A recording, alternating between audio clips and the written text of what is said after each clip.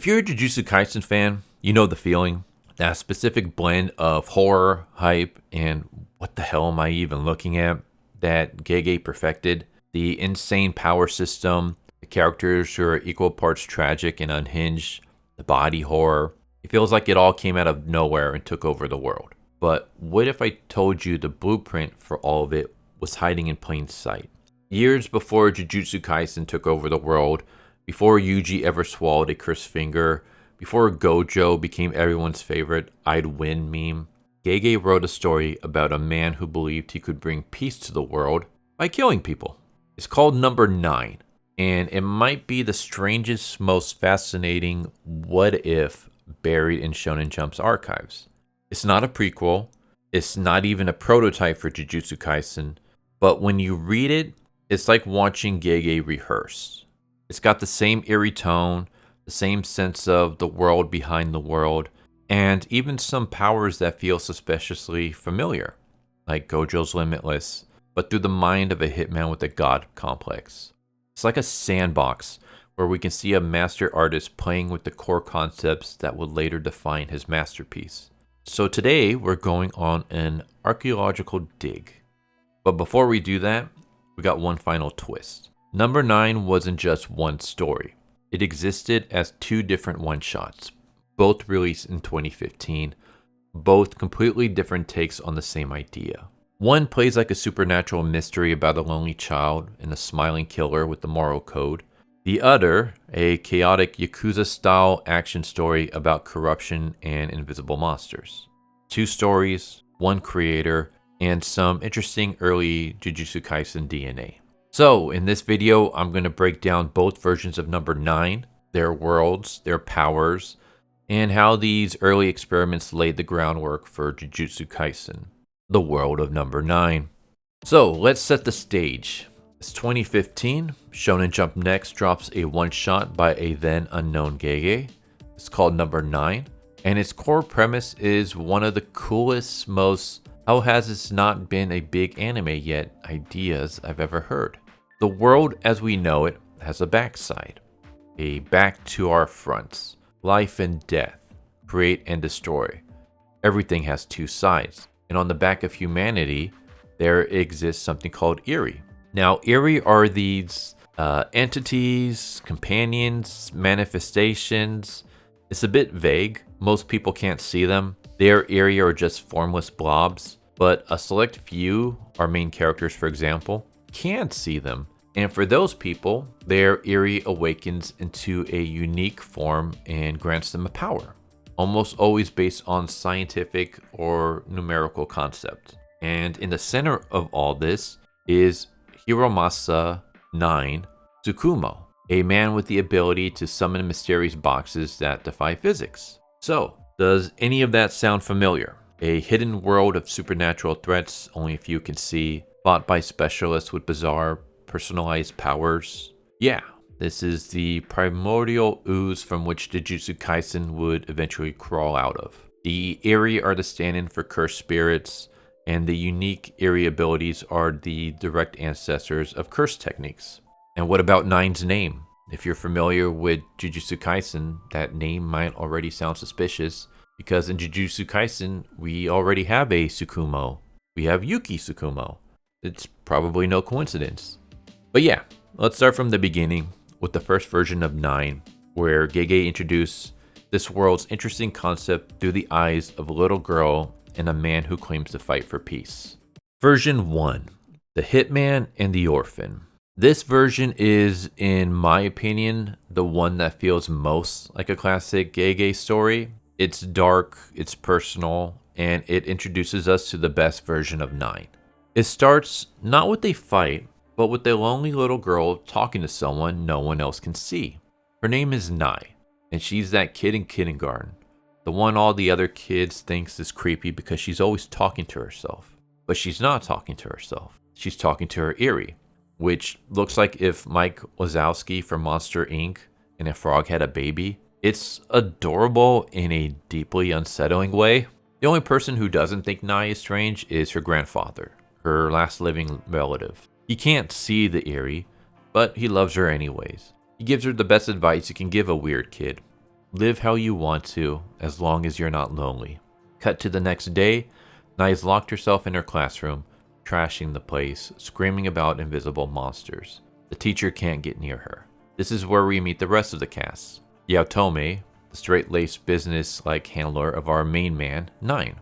And let's just pause here. First time you see 9, it's a moment. He looks like a younger, slightly less unhinged Gojo. You got the white hair, the casual arrogance. The DNA is right there. His eerie crucible is this sleek, black fish-like thing that honestly looks a lot like the goldfish from Kagurabachi. And this Erie's ability is using magnetic blocks, attraction, and repulsion.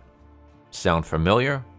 Yeah, it's basically limitless in beta. You can see the direct line from this to Gojo's red and blue. So Yakuza is trying to be professional, listening in as the teacher briefs him on the situation.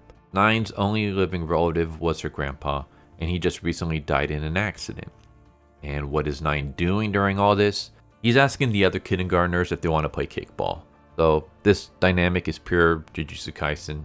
You've got the serious mission-focused guy, your Kiyotaka or Naname, and the overpowered lunatic who operates on his own wavelength, your Gojo. So 9 strolls into the trash classroom, and with all the sensitivity of a sledgehammer, tells this grieving little girl that everyone loses people and she shouldn't sulk. She understandably sends her frog Mike Wazowski to attack him, and 9 just summons a box and chucks it into the creature's face. He then sits on it like he's bored and drops the coldest line. Sulking is fine, but don't drag others into it. This is the moment Nai realizes she's not alone. Someone else can see the creatures too. And so she drops the bombshell. Grandpa's death wasn't an accident. He was killed. She saw a creature sitting on his car the day it happened. And that's when we cue the lore dump. I'll be skipping it because I already discussed it earlier, but 9 basically explains the back and front and how people who can use Eri can abuse that power. He believes her, and this is where the story gets its drive. It's a murder mystery. So 9 agrees to investigate Nai's theory. The teacher, Aiba, objects because, two grown men taking a kindergartner on a murder investigation is technically weird, but 9 doesn't care. On the way, we get some great character moments when Nai asks 9 what'll happen when he catches a killer. And 9 says they'll go to a special prison for back people. And Nai, with the terrifying pragmatism of a child, asks 9, why don't you just kill the bad guys? You like world peace, right? Wouldn't we get peace if we killed all the bad people? And 9 laughs. He says, and I'm kind of paraphrasing here, I really prefer your type to the people who just say everyone should just get along.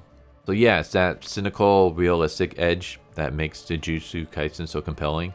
And he follows it up with the line, peace can only be established when all sides acknowledge their mutual ill intentions. So you can just hear shades of pain from Naruto or even Mahito's logic in there. The idea that peace and suffering are inseparable. At the crash site, 9 confirms that an Eri really did cause the accident, but when he drops Nai home, Yakuza reveals the real twist. Nai's teacher, Aiba, was the culprit. Turns out, Nai's grandfather had dementia, and Ai manipulated him into putting her on the family register to inherit his assets. Then she used her Eri to kill him. Aiba is your classic Gege villain. Morally bankrupt with a terrifyingly practical power.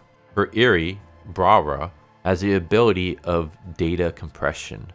She can compress anything, like, say for example, a lethal dose of poison gas into a file and decompress it. So it's kind of like a cursed zip file. One of those absurdly creative, slightly over-explained powers that you can tell Gege loved writing. So Aiba confronts Nai and admits everything. She then reveals that she knows of 9. Turns out that 9 is a legendary figure on the backside, a former hitman, the strongest, who used to kill villains for his cause. She taunts 9, blaming her for not speaking up, and then tries to choke her out. And this is where 9 makes his interest with a Kamen Rider kick. The fight that follows is a direct precursor to Jujutsu Kaisen's battle system. We get the power explanations mid-fight. Aiba explains her data compression, and 9 explains his toy blocks, which use the power of attract and repel, just like magnets. As 9 fights, we get this amazing sadistic glee on his face. He's enjoying this. And Yatomi explains to 9 that this is a remnant of the old 9, the one who thought he could kill his way to peace. Life is something too ambiguous to serve as compensation for peace. Kind of like that line. Eventually, 9 wins, of course. Aiba's Eri is destroyed, and she's left powerless. But the climax isn't the fight, it's the aftermath. 9, enraged, is about to kill Aiba herself, and 9 stops her. He gives her probably the most important lesson in the whole story. Once you kill someone, you become unable to see people as human. You become unable of understanding the true value of the things that matter. But he offers to do it for her, to carry that burden himself. It's a powerful, mature moment that solidifies this version of 9 as a complex, world-weary anti-hero. 9 breaks down crying, choosing mercy. The one-shot ends with a perfect bun. 9 and Yatomi are back at their HQ, and 9 announces they're hiring a new live-in employee. At the door stands 9, ready to join them. And that's how number 9 ends. A grim, strangely heartwarming setup for a partnership between a unhinged peacekeeper and a haunted child. It's a bittersweet, hopeful, and perfectly Gege ending. So this first number 9 feels like Gege experimenting, seeing how far he can push his idea about morality, monsters, and the hidden world. You can see the seeds of Jujutsu Kaisen everywhere. For example, the Eri equals the curse energy system prototype. The cubicle's magnet powers is Gojo's limitless. 9's old ideology is Gato's only the strong deserve to know. The hidden backworld is the entire cursed realm concept. But more importantly, number 9 shows Gege's early obsession with contradictions. Peace through violence. Empathy through detachment. And the idea that saving people sometimes means dehumanizing yourself. It's rough around the edges, but it's pure Gege. So that's version 1. A tight, character-driven supernatural noir with a fantastic protagonist. It's no wonder it was well received, but when you get a second chance in Weekly Shonen Jump, sometimes you gotta shake things up. And boy, did Gege ever shake things up. Version 2. The Yakuza Town and the Flat-Chested Rider. So version 2 of number 9 takes the same core ingredients, the back front world, Eri, 9, and Yatome, and gives them a much more grounded, almost street level approach. Instead of the mysterious child from the first version, this story begins with a high school girl named Isotake. When we first meet her, she's just wrapping up her day at school. She's chatting with her friend, who, by the way, looks suspiciously like Mai Zenin. Yeah, this is straight up Mai from Jujutsu Kaisen. So yeah, Gege really has a type when it comes to character designs. So Isotake says she can't hang out after class because she needs to take her dog for a walk and make dinner. Her friend teases her about living in Yakuza Town, which gives us our first bit of exposition. According to Isotake, Rakkachou, which I probably completely butchered that name, but this is the name of her town. So basically she's talking about her town, and she mentions that her town actually has decent public security.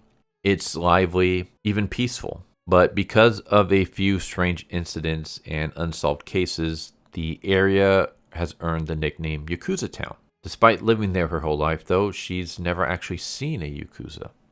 So she returns home when she hears her mother scream, and she finds a crater in the front lawn. And in the center of it is her dog's flattened body. We don't see it directly, thankfully, but yeah, it's rough. Gege loves his shock moments, but animal deaths always hit harder for me than any random body count. So yeah, moving on. A strange man appears.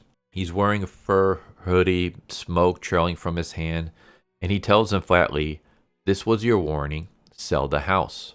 When Isotake's mother refuses, he disappears after threatening that next is the last time. At this point, Isotake goes to the police because, of course, why wouldn't you? Unfortunately for her, they are completely useless. They basically tell her no proof, no case. And as Isotake leaves the station, she witnesses our introduction to version 2's 9. And it is a choice.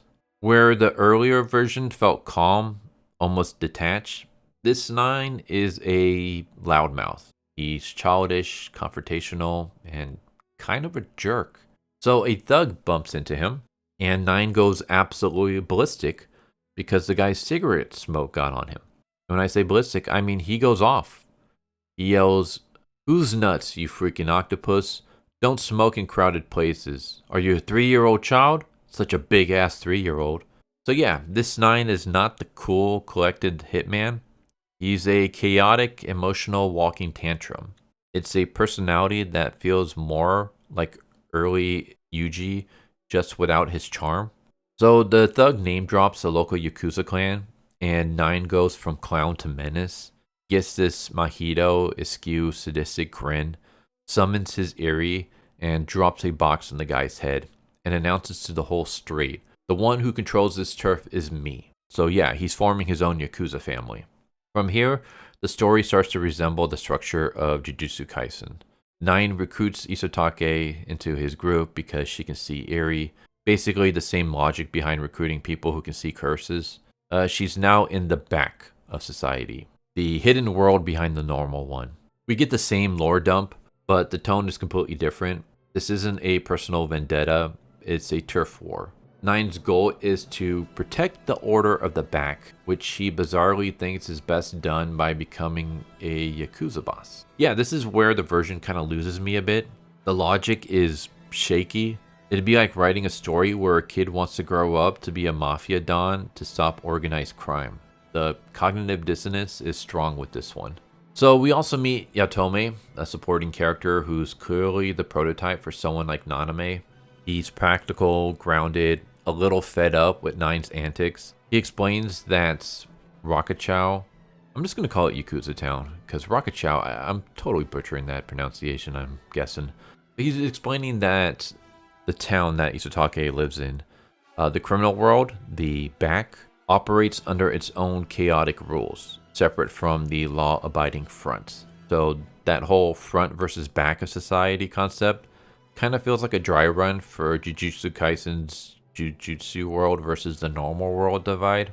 When Isotake explains what happened to her dog, 9 promises to handle it. Even the back has rules, he says. I'll teach that idiot a lesson. And then things get weird. So 9, for reasons known only to God and Gege, puts on Isotake's bra as a mask and declares himself the flat-chested writer. It's so random and so tonally jarring, it feels like a different writer stepped in. It's the kind of gag you'd expect from Gintama and not a dark supernatural story. It's Gege's first attempt at humor in number 9, and it's just bizarre. Anyway, the real story resumes when the same mysterious man returns and attacks again. 9 shields Isotake and her mom using cubicle, blocking fallen debris with invisible boxes. The man, who 9 nicknames Football Nobita because of the way he's dressed, brags that with Eri, they can do anything. They're untouchable. They're above the law. We have whatever it takes to live however we want. To which 9 responds, it's because there's fools like you that we Yakuza exist. This line is fascinating because it shows how Gege was still figuring out 9's ideology. He's not a traditional hero. He's kind of more like Gojo, enforcing a warped kind of order that exists outside the system. It's the same philosophy the Jujutsu world uses to justify its own secrecy, protecting civilians from curses while still operating in moral gray zones. The fight between 9 and Furball Nobita is where the action really kicks in. And here's another big change. 9's power is different. His cubicle no longer has the cool attract, repel magnetism. Instead, it's a storage ability. He summons boxes that contain weapons. Swords, gauntlets, bows, you name it. It's a lot less unique and feels more like a standard shonen power, but you can kind of see the seeds of Yuta's ability to have Rika hiding items within her body. So yeah, the two clash in close quarters, with 9 finishing the fight by decking Nobita with a metallic gauntlet summoned from Cubicle. And when it's over, 9 tells Isatake's mother to not worry so much about the house. It's just a house. The place you belong is with your daughter. So for all his weirdness, it's a surprisingly human moment. As 9 and Yaotome drag the defeated Nobita away, they promise to handle the aftermath. We'll squeeze the money out of his employer. So Isatake watches them leave, reflecting that the town where I live is a lively town with good public security, but lately, Yakuza have started showing up. And that's how this version ends. So yeah, version 2 is fascinating. It's brasher, louder, and more action-packed, but it sacrifices the nuance and character depth of the first one. This line feels like a rough draft of Yuji's energy with Gojo's power, but without the charm of either, and the Yakuza angle feels undercooked. The first version focuses on mystery and atmosphere. It's tighter, darker, and emotionally driven. It's more of a supernatural detective story than the battle manga. The 9 in that version feels complex. He's calm, detached, and quietly dangerous. There's this sense that he's seen things we haven't, and he's just playing along with the world's absurdity. That same tone carries into characters like Gojo or Gato, people who act flippant, but who are always a few steps ahead of everyone else. But yeah, the second version, meanwhile, is just louder, rougher, and more traditional shonen. It's almost like Gege wanted to reframe the concept as a full series pilot, adding a supporting cast, humor, clear villain, and a more established power system. The trade-off is that it loses the quiet eeriness of the first version and replaces it with chaos. It's a fascinating what if, but for my money, version 1 is the superior story. Still, you can see Gege experimenting with the building blocks of Jujutsu Kaisen. The front versus back world structure, the hidden destructive energy, Eri kind of being like the curse energy, the morally gray hero who operates between justice and chaos, and the playful tonal wishlap between brutality and comedy. It's rough, it's inconsistent, but it's also fascinating. You can almost see Gege testing out what kind of story he wanted to tell, and the one he'd eventually perfect a few years later with Jujutsu Kaisen. The Jujutsu Kaisen connection, from Eri to idol transfiguration. So, let's connect the dots. How did this two-shot sandbox evolve into the Jujutsu Kaisen we know and love? Well, first off, the theme. The front and back of society idea is a direct ancestor to the Jujutsu world and its shadow government of sorcerers. You got a world where people hide from the darkness that actually sustains their reality. Order being upheld by people who are just as dangerous as the monsters they fight. Second, the power system. Eri abilities are curse techniques in their infancy. They're unique, bizarre, and tied to the user's identity. 9's attract repel boxes, that's the direct prototype for Limitless. The second version's weapon storage mechanic resembles Yuta's ability to hide weapons within Rika. 3. The protagonist archetype. Version 1's 9 is the clear blueprint for Gojo. The strongest, a formal idealist turned cynical, with a world peace goal and a playful, often inappropriate demeanor. Version 2's 9, with his more emotional and direct approach, feels more like a precursor to Yuji. 4. The villain philosophy. The casual cruelty of Aiba, who kills for mundane, selfish reasons, is a hallmark of Jujutsu Kaisen villains. Her taunting of Nai, blaming the victim, is pure Mahito-style psychological warfare. 5. The tone. That signature Gege blend of horrific body trauma, dark horror, and deeply philosophical conversations about good, evil, and the value of life is all over version 1. The scene where 9 stops Nai from killing is a theme that echoes throughout every major arc in Jujutsu Kaisen. Moments like 9 yelling at a smoker or wearing a bra as a mask might seem ridiculous, but that kind of tonal whiplash, the sudden lurch from comedy to despair, became a trademark of Gege's later storytelling. 6. The design language. You can't look at 9 and not see Gojo. You can't look at some of the background characters and not see early designs like Mai, for example, or some of the other sorcerers. Both versions of number 9 feel like sketches of the idea that would become Jujutsu Kaisen. It wasn't a prototype, it was a proof of concept. It was Gege proving he could build a compelling hidden world, a hard magic system, and characters you could either root for or love to hate. They're messy, experimental, and maybe not quite ready for serialization, but that's what makes them so fascinating. Conclusion: the one that got away. So, what's the final verdict on number 9? It's a gem. It's flawed, uneven, but brilliantly creative gem. Version 1 is a legitimately great one-shot that stands on its own. Version 2 is a fascinating, if messier, alternate take that shows an author experimenting with his tone and scope. Reading number 9 is like finding an artist's early sketchbook.